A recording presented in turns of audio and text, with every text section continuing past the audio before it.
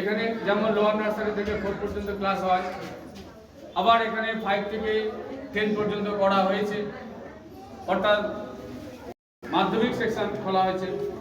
উচ্চ মাধ্যমিক section 2024-এর April May মাসের পরীক্ষা অর্থাৎ রেজাল্টের পর থেকে আবার উচ্চ মাধ্যমিক সেকশন খোলা হবে।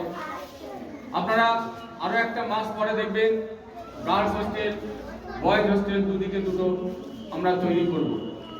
তো গার্লস হোস্টেলের জন্য অলরেডি প্রায় 16-17 জন মেয়ে ভর্তি হয়েছে ছাত্রী, এবং বয়েজ হোস্টেলের জন্য 5 থেকে 6 জনের একটা লিস্ট আমরা বানিয়েছি, যারা অলরেডি অ্যাডমিটেড অল্প সংখ্যক টাকা দিয়ে, অর্থাৎ সিটটাকে তারা রিজার্ভ করেছে।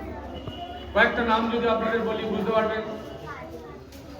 সংগ্রামপুর স্টেশন থেকে এসেছে মারুফা বলে একটা মেয়ে ক্লাস 3-তে।